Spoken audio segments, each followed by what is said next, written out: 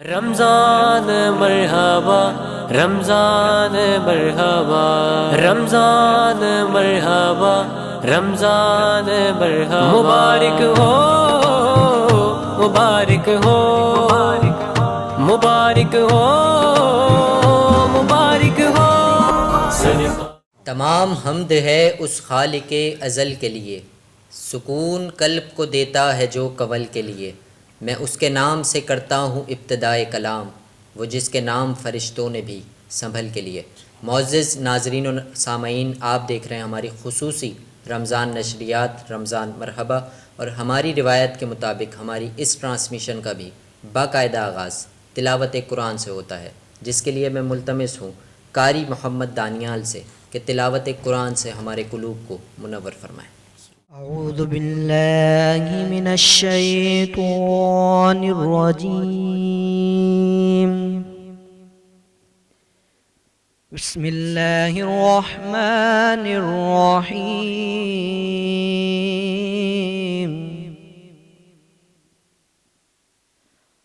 الرحمن علم القرآن، خلق الإنسان علمه البيان،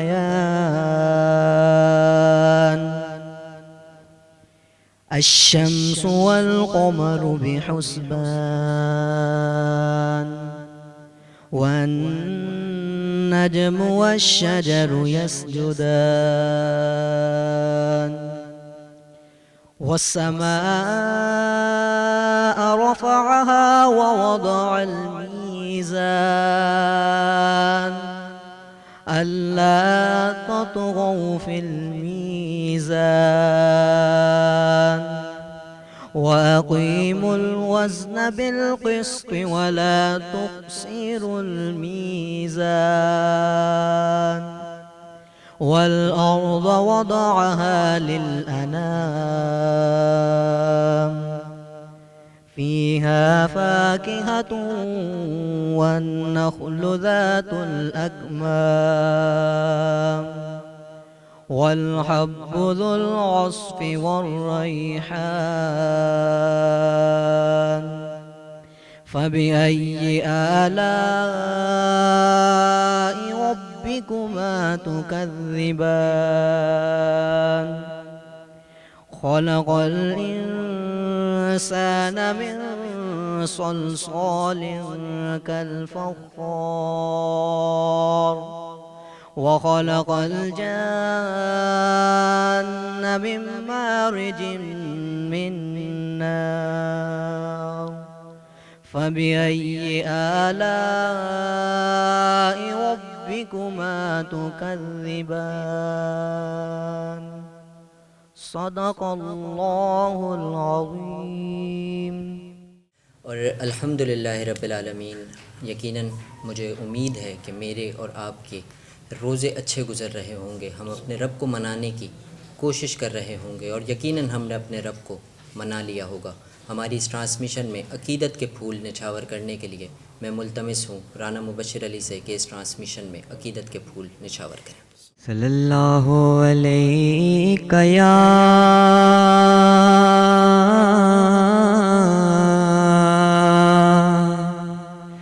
یا رسول اللہ، وسلم علیک یا حبیب اللہ۔ کوئی دنیا عطا میں نہیں ہمتا تیرا، ہو جو حاتم کو میسر یہ نظارہ تیرا، کہہ اٹھے دیکھ بخشش میں یہ رتبہ تیرا، وہاں کیا جو دو کرم ہے شہ بطحا تیرا، نہیں سنتا ہی نہیں مانگنے والا تیرا، نہیں سنتا ہی نہیں مانگنے والا تیرا، اور کچھ بشر ہونے کے ناطے تجھے خود سا جانے، اور کچھ محض پیامی ہی خدا کا جانے، ان کی اوقات ہی کیا ہے کہ یہ اتنا جانے، فرش والے فرش والے فرش والے تیری شوکت کا علو کیا جانے، خسروا عرش پہ اڑتا ہے پریرا تیرا، خسروا عرش پہ اڑتا ہے پریرا تیرا، کوئی دنیا ہے عطا میں نہیں ہمتا تیرا۔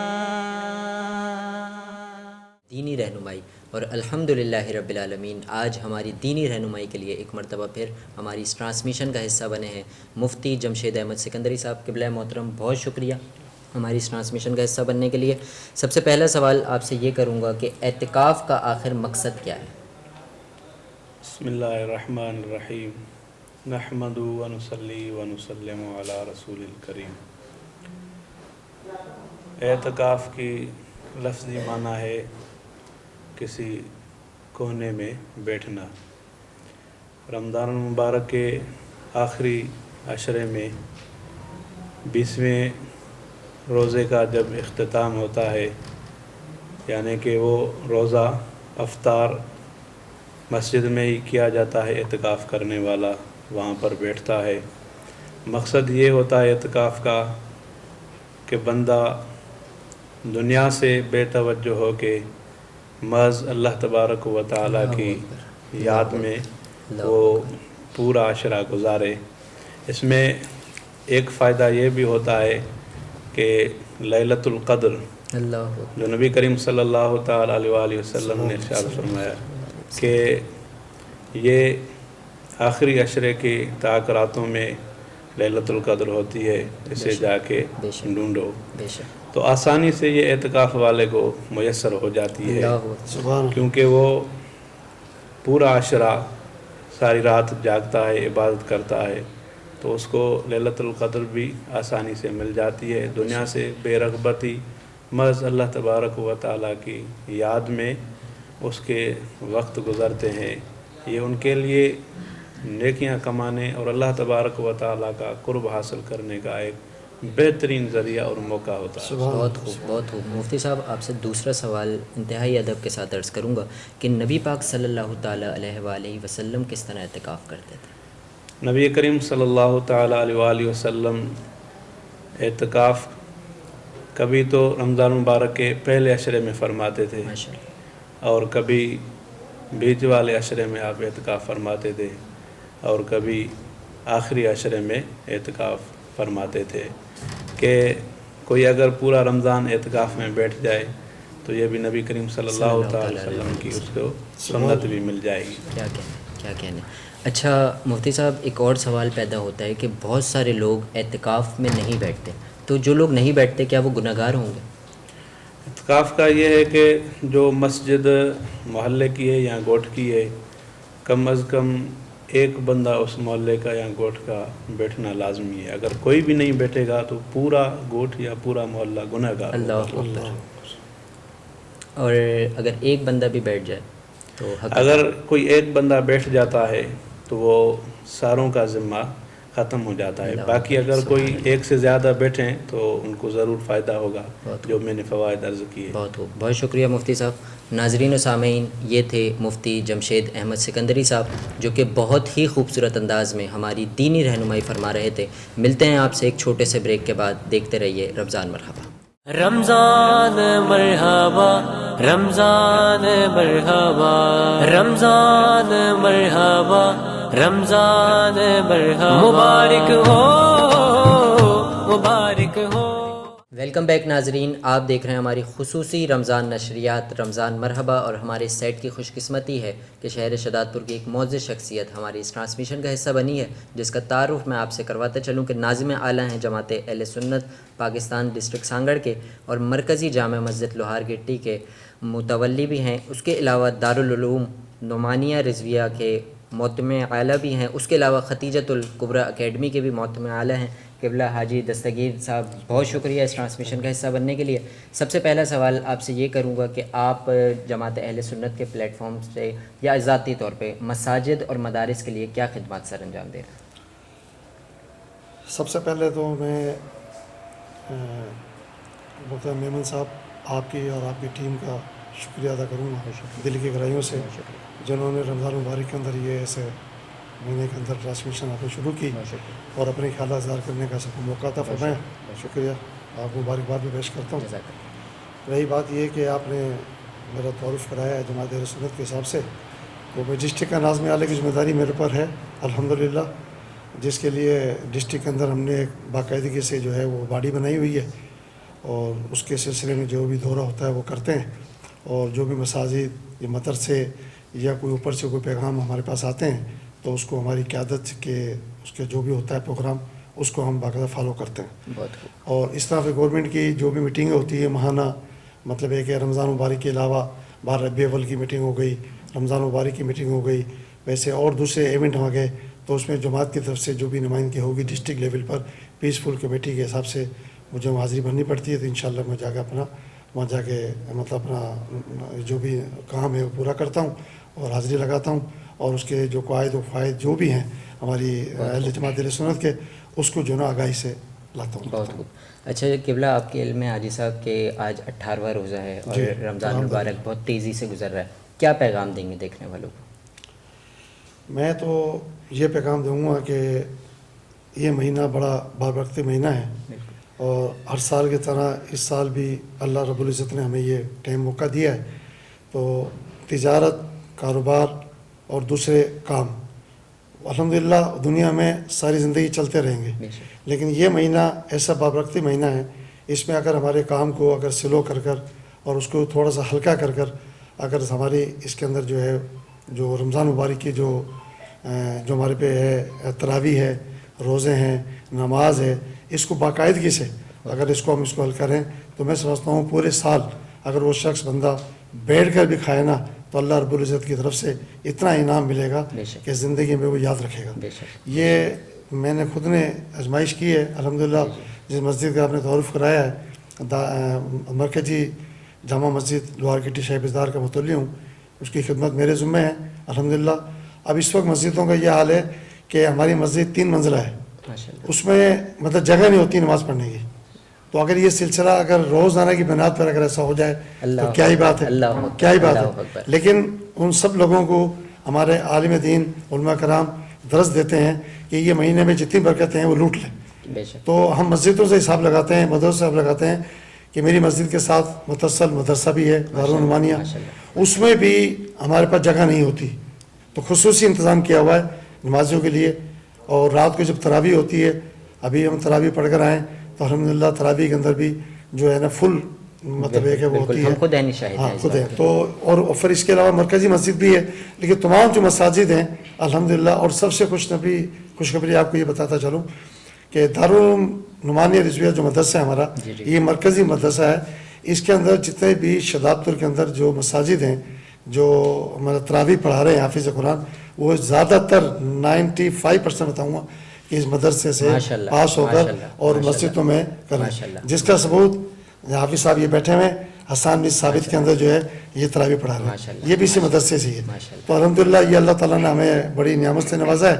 تو میں تو پیغام یہی دوں گا کہ جس طرح اللہ تعالیٰ نے مطلب ہمیں موقع دیا ہے, فراہم کیا ہے, تو آپ مکہ مدینہ چاہیں تو یہی بنا سکتے ہیں. بے شک. باقی رب العالمین آپ کو دے وسعت دے تو بے شک مدینہ بھی جائیں, مکے بھی جائیں, وہاں بھی حاضر بنائیں.